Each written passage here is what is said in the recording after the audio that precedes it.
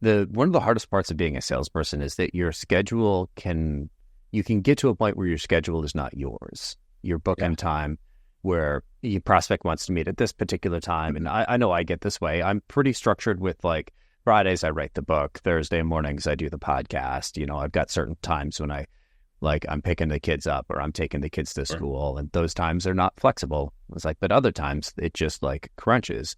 How do you balance that? Do you have times blocked? Do you have, Well, I mean, going forward on the course of my weeks, I block out the most important things. I work out, I schedule my lunch, I schedule my LinkedIn for this day, I schedule my LinkedIn outreach, I schedule prospecting windows here, I schedule mass cadence writing here. So like I have time reserved.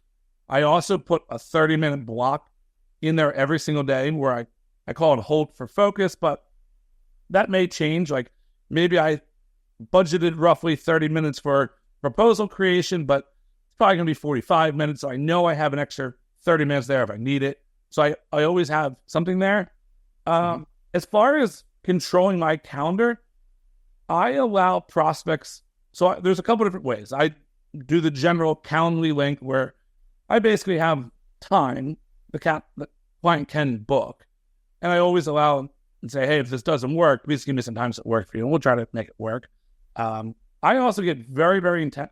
I don't have as much external problems as I do internal problems usually at companies in terms of what that time looks. You get sucked into meetings a lot of times, and you're like, why am I here? The old funny thing of this email could have been a meeting, and you're like, why am I here during this? I'm very particular about if you and I are going to meet, and I don't exactly know what this strategy is about or what we're trying to get out of this meeting, I'll flat out ask you ahead of time, hey, Colin, like, what are we trying to accomplish from this meeting?